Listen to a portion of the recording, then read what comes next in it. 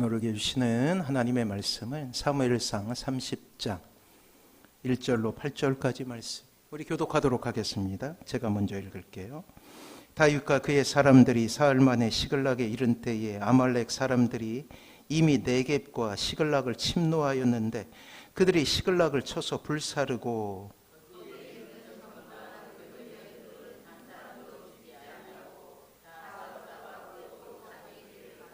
다윗과 그의 사람들이 성읍에 이르러 본즉 성읍이 불탔고 자기들의 아내와 자녀들이 사로잡혔는지라.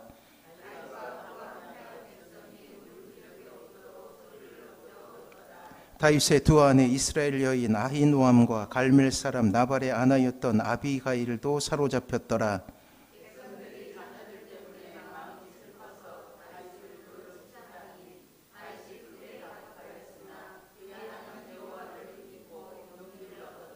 다윗이 아히멜렉의 아들 제사장 아비아달에게 이르되 원하건대 에봇을 내게로 가져오라.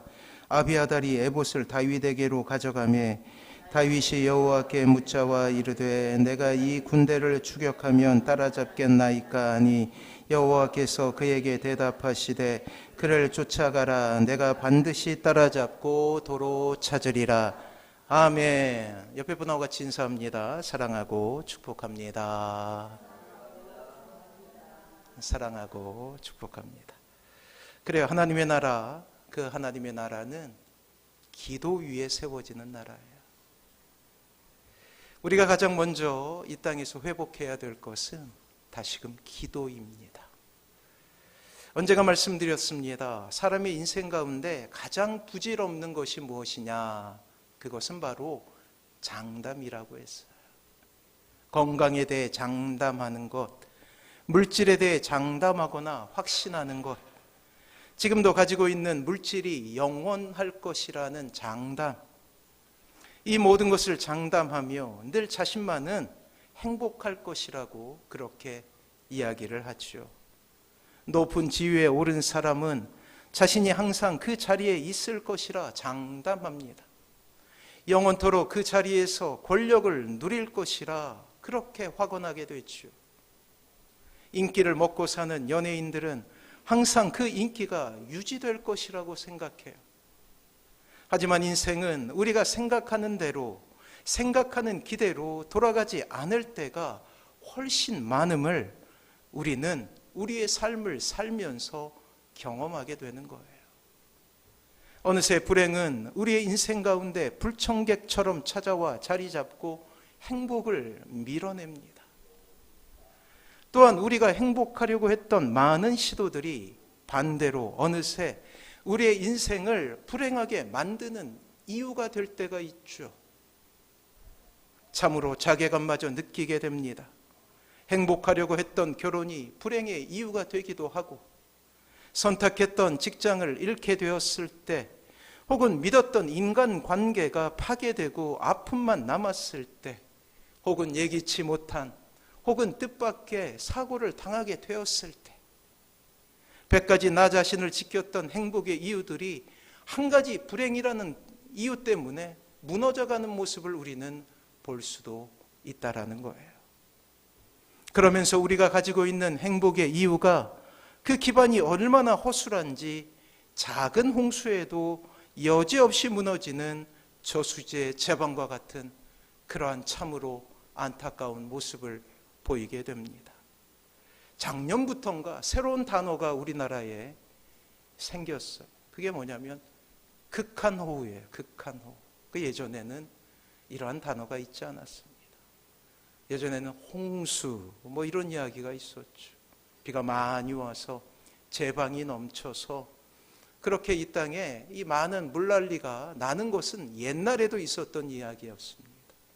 하지만 극한호우라는 그러한 단어가 생겼어요. 그러면서 기상학자들이 무엇이라고 그러냐면 대기의 강이 생겼다라는 거예요. 대기의 강. 짧은 시간에 너무나 많은 비가 한 곳에 집중하여 내리는 그러한 호우가 극한호우라는 거예요. 기상학자들은 이제 이전에 일기예보가 더 이상 맞지 않다고요. 우리나라도 마찬가지 아닙니까? 홍길동과 같아요. 구름이 북쪽에 있다가 남쪽에 있다가 어디 중부 지역에 있다가, 그것도 어느 지역은 비가 안 오고 또 어느 동은 비가 또 오고, 그 비가 오는데 너무나 많이 내리는 거예요. 그래서 기상학자들은 이제 이 집 있잖아요. 개별적인 집마다 이 기상 정보를 얻어야 되는 시대가 온다라는 거예요. 그리고 이렇게 이야기합니다. 전 세계 인구의 3억 명이 아마도 이주하게 될 것이라고 그렇게 이야기를 해요. 3억 명. 사랑하는 성도 여러분, 안타깝게도 신자가 사는 곳 역시 이렇게 예기치 못한 불행이 지배하는 곳이라는 거예요. 어떻게 사실 거예요? 큰일 났네. 신안, 광주에 가면 신안동이 있잖아요. 전남대 저도 잘 몰라요. 그 첫 번째 비가 많이 왔을 때 이 스타벅스가 물에 잠겼어. 허리 높이까지. 그리고 이 도로에 물이 흐르는데 강처럼 흐르더라고요. 그러면서 인터뷰를 하게 되는데 이러한 비는 처음 봤다고. 근데 며칠 뒤에 또 똑같은 일이 일어나게 돼요. 그 인터뷰 속에서는 사람들이 울기 시작해요. 어떻게 사느냐고. 어떻게 살아가시겠습니까? 사랑하는 성도 여러분, 우리에게 필요한 것은 정밀한 일기예보가 아니에요. 일기예보가 맞다고 한들 그것을 이겨낼 수 있는 힘이 있습니까? 예기치 못한 질병이 우리에게 찾아왔을 때 그것을 막아낼 수 있는 힘이 있느냔 말이에요. 신자에게 필요한 것은 그 불행 속에서 자신의 정체성을 지켜내는 거예요. 신자가 누구인가? 그리고 불행을 넘어 신자만이 가질 수 있는 기쁨의 비결을 배우는 것 아닙니까? 오늘 우리는 다시금 다윗이라는 이 성경에 걸출한 인물을 통해 신자에게도 불행이 있을 수 있음을 알게 되며 그 불행을 뛰어넘어 이 땅에 하나님의 나라, 이 하나님의 나라, 그러니까 무슨 과제처럼 여겨지잖아요. 이 마태복음에서는 이 하나님의 나라를 뭐라고 표현했냐면 천국이라고 표현했어요. 나의 가정이 천국이 되는 것. 우리가 밟는 그 땅이 천국이 되는 것. 눈물이 사라지고 병든 것이 사라지고 아픈 것이 사라지는 곳, 그곳이 될 수 있다라는 거예요. 우리는 사무엘상이라는 성경을 묵상하며 지금까지 우리가 마음속으로 그렸던 다윗 왕의 이미지와는 또 다른 그의 모습을 보게 되죠. 한동안 우리가 새벽에 이 말씀들을 살펴보지 않았습니까? 비교적 일찍 하나님으로부터 부르심을 받았어요. 중2 때 부르심을 받았으니 참 하나님도 능력이 대단하시죠. 이 중2병에 걸린 아이를 그냥 하나님이 사용하셔요.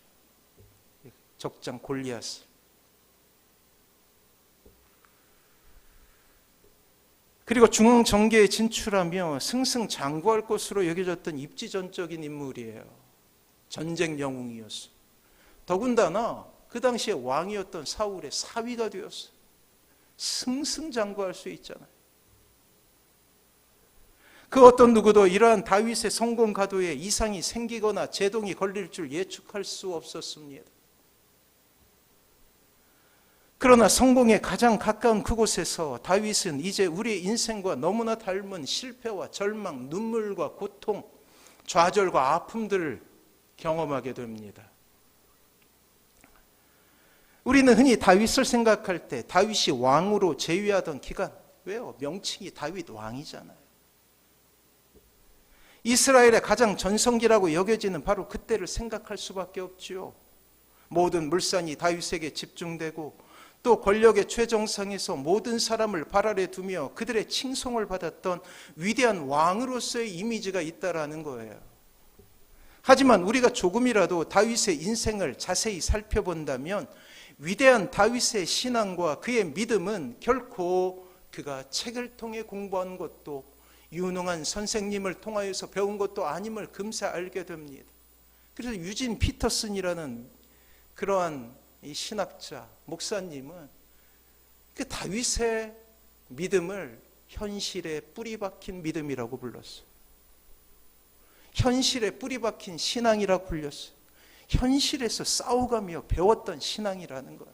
우리와 같이 말이에요. 광야에서 고난 가운데 처절한 삶의 정황 가운데 훈련을 통해 배운 위대한 신앙인이었던 것입니다. 특별히 그에게 가장 큰 고통이 되었던 것은 가족이에요. 그가 승승장구하리라 여겨졌던 바로 그때는 장인이 자신을 죽이려 한다는 공권력을 동원해서 수없이 죽음의 위기에 사로잡히게 돼요. 그리고 말년에는 자기의 사랑했던 아들이 구테타를 일으켜요. 그렇게 다윗의 인생 발자국에는 눈물이 맺혀 있을 수밖에 없었어요. 그 고난 가운데 그는 삶을 이루어가는 비결을 배웁니다. 하나님의 보호하심과 위로하심을 얻으면서 이제 삶의 지혜를 깨닫게 되죠. 하지만 여전히 그를 괴롭히는 것은 이 땅에서의 삶이었어요. 시편 40편 1절과 2절, 제가 늘 강조하면서 반복하는 그러한 구절인데 다시 한번 읽어보며 우리가 그의 마음을 뒤돌아 들으십시오. 시편 40장 1절과 2절. 내가 여호와를 기다리고 기다렸더니 귀를 기울이사 나의 부르짖음을 들으셨도다. 나를 기가 막힐 웅덩이와 수렁에서 끌어올리시고 내 발을 반석 위에 두사 내 걸음을 견고하게 하셨도다. 기가 막힐 웅덩이와 수렁. 원래 원어에서는 끈적끈적한 수렁 이렇게 번역되었었어요. 근데 한국에 오면서 한국의 번역가가 자신의 의견을 거기에 담아내는 거예요. 그래서 기가 막힐 웅덩이라고 그래요. 기가 막힐 웅덩이. 기가 막히게 되면 어떻게 되죠? 죽어요. 혹시 권사님들이 잘 아시네. 기가 막히면 죽어요. 저는 이 구절을 읽을 때마다 다윗의 인생은 바로 우리의 인생이구나라는 생각이 하게 됩니다. 기가 막힐 웅덩이와 수렁, 그것은 시를 극적으로 만들기 위한 그의 표현의 방법이 아니었어요. 탁월한 문학적 수사 오구가 아닙니다. 그저 그의 인생이었던 거예요. 그의 인생이자 이 땅을 살아가고 있는 여러분의 인생이기도 하죠. 기가 막힐 웅덩이와 수렁. 어쩌면 이 시는 다윗의 시가 아니고 우리의 시였고 우리의 한숨이었음을 부인할 수 없다라는 거예요. 그렇습니다. 그것은 바로 우리의 이야기이자 우리의 인생임을 우리는 너무나 쉽게 공감할 수 있게 되는 거예요. 사랑하는 자녀 여러분, 여러분은 가장 힘든 것이 무엇인가요? 저는 어렸을 때 가장 힘든 것이 있었어요. 엄마의 잔소리. 근데 어느새 목사님도 나이를 먹으니 이런 잔소리가 많아져. 공부해라. 조심해서 길 건너라. 자전거 탈 때 넘어지지 말아라.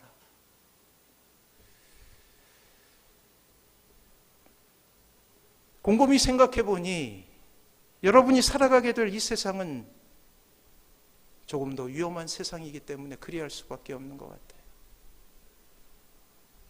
다윗이 고백한 대로 이 세상은 기가 막힐 웅덩이며 수렁이기에 좀 쉬운 길을 갔으면 하는 욕심 때문이겠죠.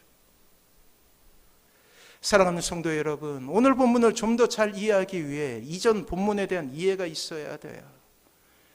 이제 장인에게 이게 쫓겨서 이 땅을 갖다가 이렇게 막 방랑할 때였어요. 방랑할 때, 방황하고 이렇게 떠돌이로 살아갈 때 그 주위 사람들이 이제 이 다윗에게로 모여요. 한 400명 정도가 되었어요. 생명을 부지하기 위해서 한 가지 방편을 생각하게 되는데 줄곧 이스라엘의 원수였던 블레셋 왕 아기스에게 자신의 처지를 의지합니다. 살기 위한 방편으로 심지어 아기스 왕 앞에서 그는 침을 질질 흘리고 마치 미친 사람처럼 행동을 하기도 했어요. 변하지 않는 사실은 여전히 아기스의 눈치를 보아야만 하는 상황이었죠. 그런데 꿈에도 생각하지 못할 일이 다윗에게 일어나게 됩니다. 언젠가 한번 그 본문으로 설교했듯이 다윗이 동족인 이스라엘과 전쟁에 차출된 거예요. 자신이 너무나 사랑했던 동족들을 전쟁에서 죽여야 하는 일이 생기게 된 것이죠. 얼마나 마음이 무너지든지. 이제 자신의 의지를 가지고 선택할 수 있는 문제가 아니에요. 전쟁에 참여하면 자신의 동족을 죽여야 되고, 전쟁에 참여하지 않으면 자신과 가족들 그리고 400명의 그들의 이 친구들을 죽여야 하는 상황 속에 놓이게 된 것이죠. 죽도록 열심을 내고 열정으로 임한다고 해서 이 상황을 모면할 수 있는 것이 아닙니다. 그야말로 다윗의 인생 가운데 가장 큰 위기가 일어나게 된 거예요. 참혹한 전쟁을 치르는 것보다, 서슬퍼런 사울 왕의 살해 위협을 피하는 것보다 더 큰 절망이 다윗과 그의 동료들에게 나타나게 돼요. 이러한 비극을 부정할 수도 피할 수도 또한 막을 수도 없었던 것이 다윗의 처지였죠. 하지만 이때 하나님은 이러한 다윗을 건져내십니다. 블레셋 왕이었던 아기스는 내부의 군대 장관의 반대에 부딪히게 돼요. 만약 다윗 왕이 이 전쟁에 참여했다가 그가 만약 반란을 일으키면 우리는 질 수밖에 없다라는 의견을 내놓게 됩니다. 얼마나 놀라운 일이에요. 한 방울의 피도 흘리지 않고 다시금 자신의 이 성인 시글락 성으로 돌아오게 된 거예요. 다시금 그들의 삶에 웃음이 회복되지요. 하나님께서 함께 하시는 행복감이 밀려오게 됩니다. 사랑하는 성도 여러분. 하지만 오늘 본문에 이르러 다시금 이 다윗은 절체절명에 빠지게 돼요.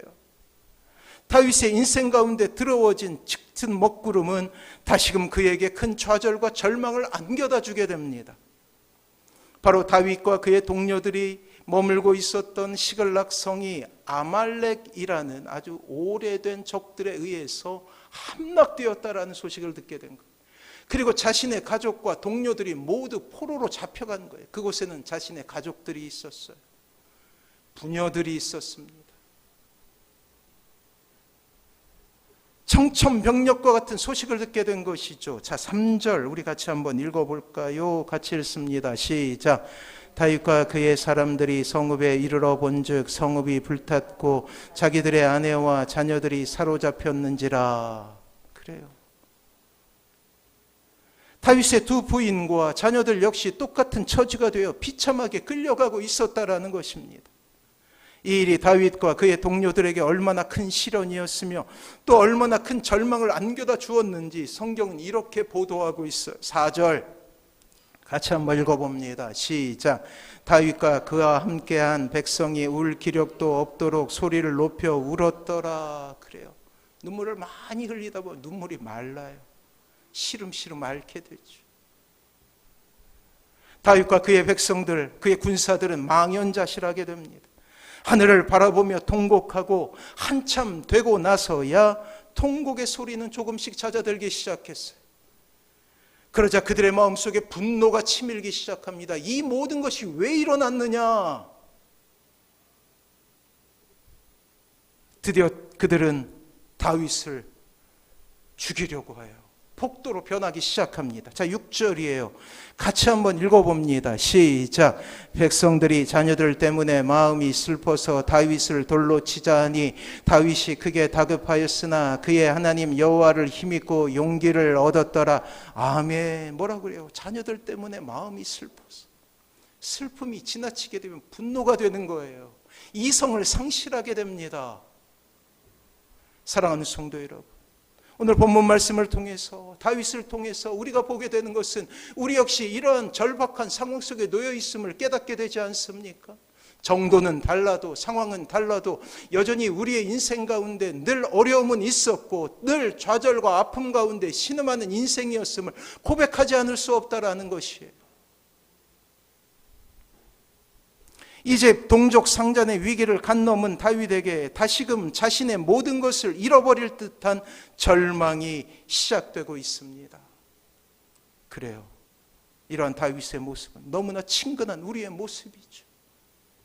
시글락이라는 이방성의 비루한 목숨을 부지하고자 하는 이스라엘의 참담한 울음은 바로 이 땅을 살아가는 우리 모두의 눈물이기도 하다라는 것이. 그래요. 목사로서 이러한 애통 가운데 처해 있던 많은 이들을 보아왔습니다. 또 앞으로 있게 되겠죠. 사랑하는 가족들을 위해서 10년, 20년 계속 붙잡을 수밖에 없는 기도 제목들은 우리의 아픔이 됩니다. 꼭 경험하게 되는 자녀들의 실패와 절망은 또한 부모의 마음을 아프게 되죠. 아프게 하죠. 이 시대는 청년들에게 참으로 값비싼 대가를 치르게 하는 시대예요.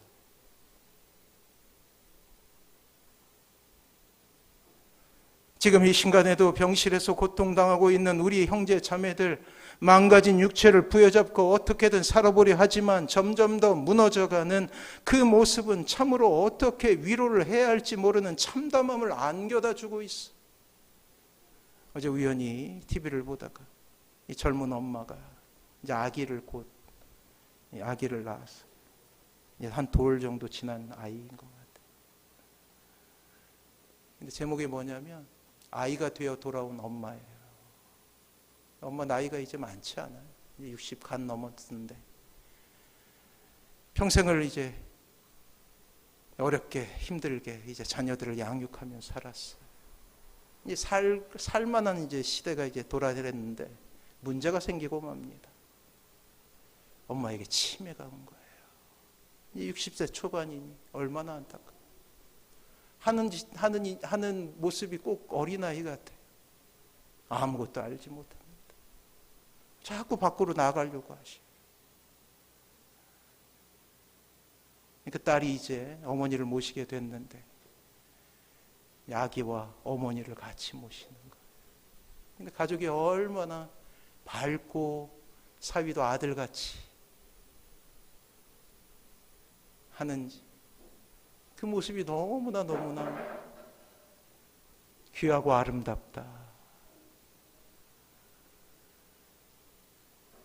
이제 화면으로 보는 모습은 그렇지만 또 얼마나 많은 눈물을 흘리고 있을까. 양가적인 감정이 들게 되겠죠. 사랑하는 성도 여러분, 이것이 인생이라는 거예요. 땅바닥에 앉아 망연자실 더 이상 울 힘도 없이 넋이 나간 모습으로 앉아있는 다윗과 그의 동료의 모습, 이 시대를 살아가고 있는 많은 이웃들의 모습이자 또 나의 모습이기도 하죠. 사랑하는 성도 여러분, 그렇다면 어떻게 해야 이 땅에 하나님의 나라 천국이 이루어질 수 있는 것입니까? 오늘 우리는 그 힘든 시간을 통과하며 다시금 그 연약해진 무릎을 세우고 주먹에 힘을 쥐며 하나님을 바라보는 한 사람 다윗에게 집중해야 하는 것이. 그러면서 우리는 다윗이 그 모든 불행을 이기고 자신이 밟는 그 땅을 하나님의 나라로 이끌어가는 한 방편을 보게 되죠. 힘들고 어려우면 어려울수록, 사건과 사고가 우리를 삼키려 하면 삼킬수록 기본으로 우리는 돌아가야 된다라는 거예요. 여기서 우리는 다윗이 다시금 이 불행 가운데서 천국을 이뤄낼 수 있는 두 가지 기본을 볼 수 있게 되는 거예요. 자, 6절이에요. 같이 한번 읽어봅니다. 같이 읽어요. 시작. 백성들이 자녀들 때문에 마음이 슬퍼서 다윗을 돌로 치자 하니 다윗이 크게 다급하였으나 그의 하나님 여호와를 힘입고 용기를 얻었더라.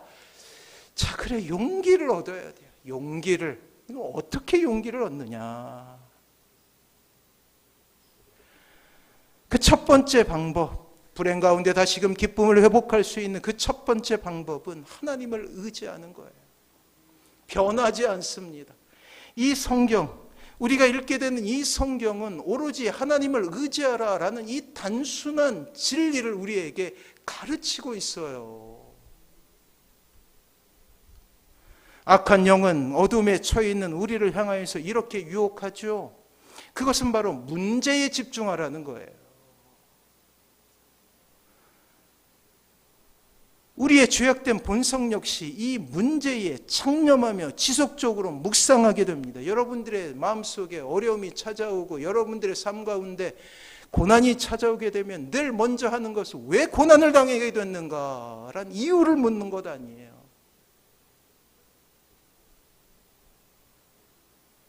악한 영은 끊임없이 문제의 수렁에 우리를 가두려 합니다. 그래야지 하나님을 보지 못하기 때문이에요. 오늘 다윗은 이런 악한 영의 공격을 향해 이 땅의 신자가 견지해야 될 위대한 관점 하나를 우리에게 선물하고 있어. 하나님을 바라보는 거예요. 하나님을. 초점이라고 하지 않습니까? 어린아이가 태어나게 초점책이죠. 초점책. 잘 안 보인대요. 아이가 태어나게 되면. 흐릿한데 이 초점책을 통해서 초점을 맞추고 하는 거예요. 초점은 위대한 힘을 가지게 됩니다. 이 커다란 돋보기를 가지고 이 빛을 모으게 되면 그 에너지가 심지어는 흙을 녹일 정도의 에너지가 나오더라고요. 그걸로 광물을 만들게 됩니다. 사랑하는 성도 여러분, 하나님을 바라보는 거예요. 힘들고 어렵고 우리의 상황이 더욱 갈망 가운데 절망 가운데 들어가면 갈수록 우리는 항상 이 마음으로 이겨내려고 해야 된다라는 것입니다. 문제에 우리의 마음을 빼앗기게 된다면 문제에 창념하여 더욱 깊은 수렁에 빠질 수밖에 없게 되는 거예요. 절망과 신음으로 나의 삶을 뒤덮도록 내버려 두는 것이 아니라 불평으로 하나님을 원망하는 불경에 나의 마음과 입술을 방치하는 것이 아니라 다윗이 택한 위대한 하나님의 방법에 우리의 마음을 집중해야 되는데 그것은 바로 하나님을 의지하는 것이에요.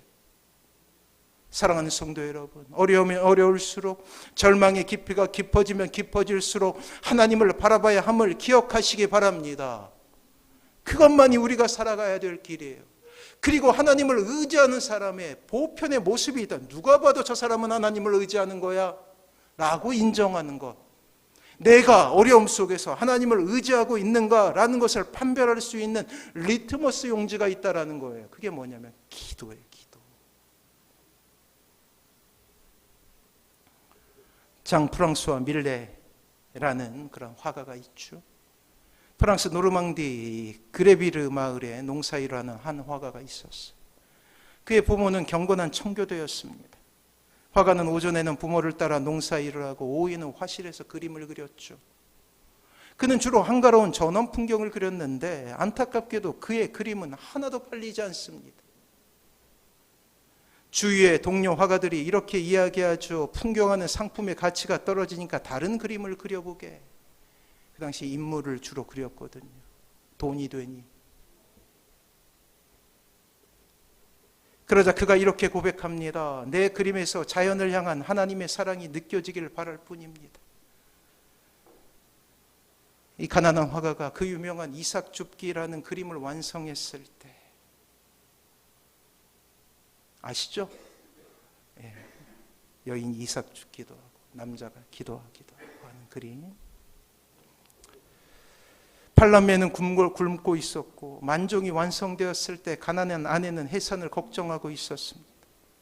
그러나 화가의 신념에는 변함이 없어요. 사람들이 내 그림을 보며 하나님을 찬양할 날이 반드시 오리라.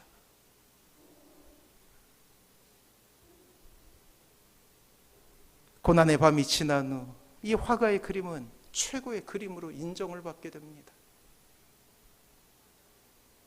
프랑스와 밀레, 이삭 줍기의 화가이죠. 사랑하는 성도 여러분, 하나님을 의지하십시오.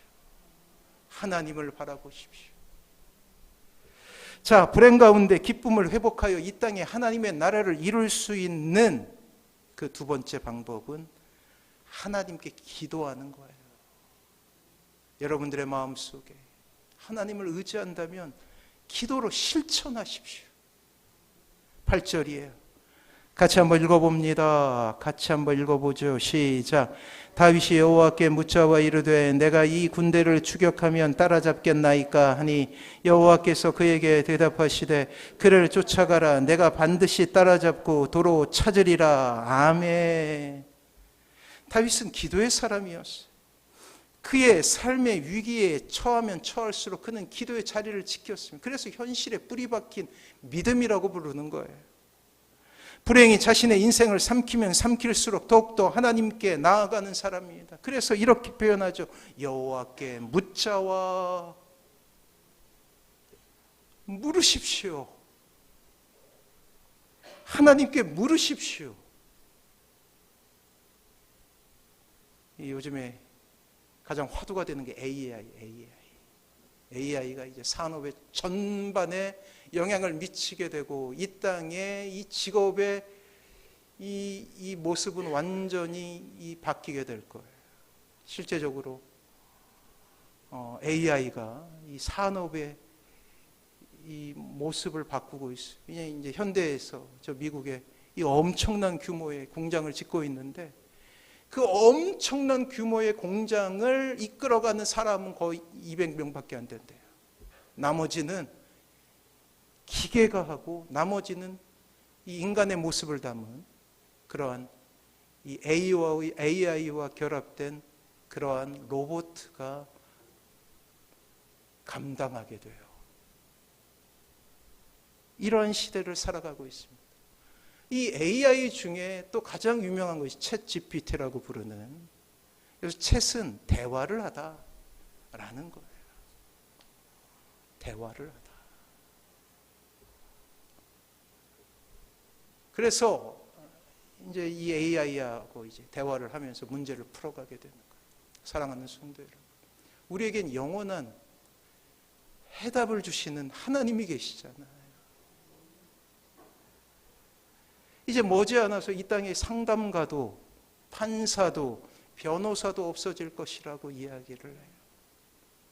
이러한 기술의 발전이 혹은 하나님의 자리를 위협하는 것은 아닙니까? 사랑하는 성도 여러분, 우리에게 필요한 것은 영원한 우리의 상담자. 그래서 성령님께서 이 땅에 오셨을 때 보혜사가 되어주시고 상담가가 되어주신다고 그랬어요. 오늘 다윗은 이렇게 표현합니다. 여호와께 묻자와, 그래요, 여호와께 물으십시오. 이것이 이 땅에 하나님의 나라를 이룰 수 있는 방법이 대화를 하는 거예요. 전날에 하나님은 예레미야를 통하여 하나님의 뜻을 우리에게 보여주신 적이 있어요. 인생의 환난 가운데 우리에게 주시는 놀라운 하나님의 약속이죠. 불이 나면 어떻게 해야 됩니까? 119에 전화를 걸어야 돼요.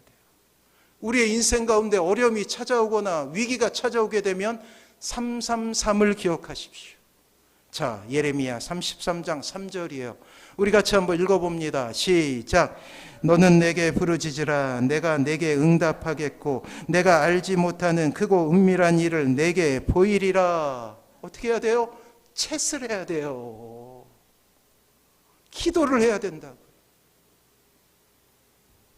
삶이 여러분을 힘들게 하고 더 이상 숨쉬기도 벅차게 되었을 때, 울 기력조차 없을 정도로 여러분들의 인생이 고통 가운데 신음할 때 신앙의 기본으로 돌아가십시오. 특별히 사랑하는 자녀 여러분, 신앙으로 돌아가야 돼요. 첫 번째, 하나님을 의지하는 것. 두 번째, 하나님을 의지하는 방편으로 하나님 앞에 기도하는 것은 우리가 영원히 이 땅에서 하나님의 나라를 이룰 수 있는 위대한 하나님의 방법임을 알게 되고 하나님으로 말미암아 소원을 이루게 되는 위대한 방편임을 우리는 기억할 수 있어야 된다라는 것입니다.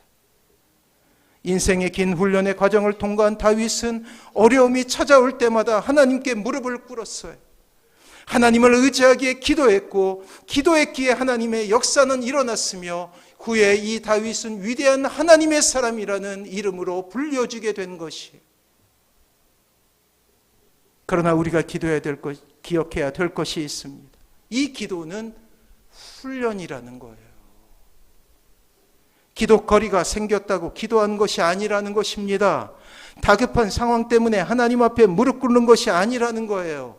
다윗은 하나님께 묻자와 이렇게 표현하고 있는데 그 전에도 수없이 하나님 앞에 묻자와의 인생을 살았기 때문에 결국 위기의 순간에 하나님 앞에 부르짖을 수 있었다라는 사실이에요. 그의 삶이 오랫동안 기도의 뿌리를 내리고 있었기에 가능한 일이었죠. 바쁘고 고단한 공생의 기간 속에서도 기도의 끈을 놓치지 않을 수 있었던 우리 주님의 모습을 우리는 기억하지 않습니까? 새벽에 혹은 밤늦게 하나님을 만나기 위해서 산으로 한적한 바다로 나가시던 그 주님의 모습을 말이에요. 사랑하는 성도 여러분, 우리가 꿈꾸는 기도의 응답 역시 하나님을 의지함과 또한 기도가 쌓일 때 더욱 아름다운 결과로 나타나게 된, 기도는 그래서 저수지예요. 조금씩 쌓아가는 거예요. 가뭄이 되면 그 저수지를 열어서 물을 대야 되는 거예요. 저수지가 없다면 물은 말라요. 사랑하는 성도 여러분, 여러분 자신과 여러분 주위를 둘러보십시오. 정작 기도가 제일 필요한 것은 나 자신이었어요. 기도의 자리를 사랑하시기 바랍니다. 기도로 나오시기 바랍니다. 우리의 소망은 하나님께만 있어요. 놀랍게도 하나님은 우리의 아버지가 되어주시오. 많은 사람이 있지만 응애하고 그렇게 울면 아버지는 그 아들을 보게 되는 거예요. 엄마는 분명 그 음성을 듣고 아, 나의 아들이 울고 있구나, 나의 딸이 울고 있구나 생각할 수 있게 되는 거예요. 우리의 삶의 회복을 꿈꾼다면 그것은 기도로 시작됩니다. 사랑하는 성도 여러분, 오늘 하나님께서 여러분을 기도로 초청하셔요. 설사 그 결과에 도달하지 못하더라도 우리는 하나님과의 교제 가운데 새 힘을 얻게 될 것이에요. 이 놀라운 사귐의 은혜 가운데 들어오시는 귀한 은총이 있길 바랍니다. 우리는 놀랍게도 기적의 유무와 상관없이 하나님의 기쁨을 회복하게 될 거예요. 그리고 우리가 밟는 그 땅은 어느새 하나님의 나라가 되어 있을 것입니다. 이 놀라운 은혜 가운데 서시는 사랑하는 모든 성도님들 되시길 주님의 이름으로 축원합니다. 우리 찬양하며 주님의 은혜를 고백하도록 하겠습니다. 행복.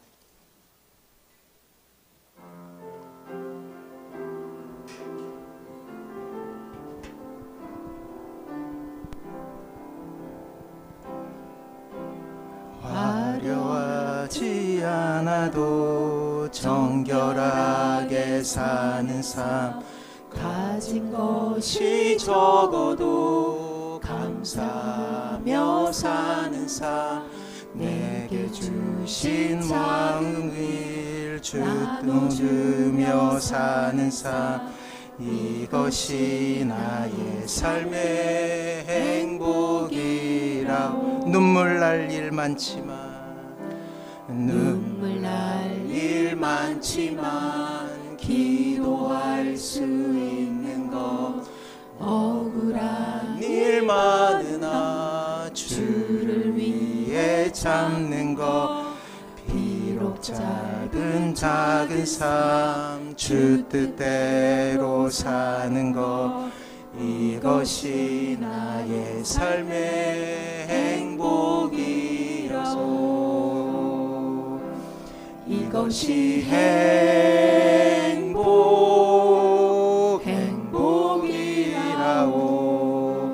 세상이 알 수 없는 하나님 선물, 이것이 행복이라오.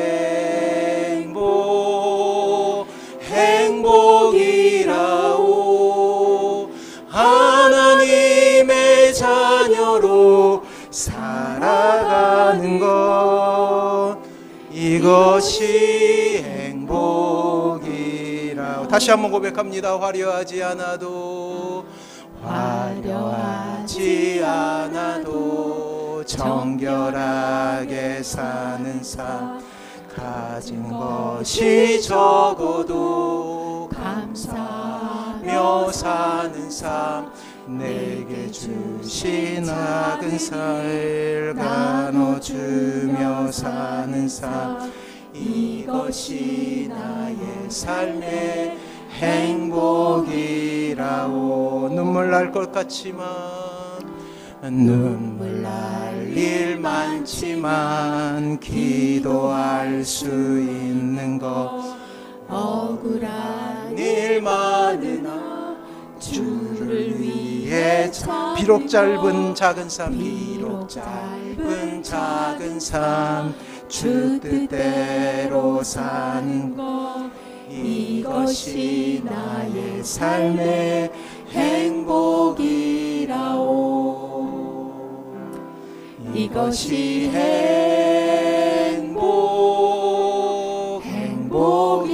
행복이라오. 세상이 알 수 없는 하나님 선물 이것이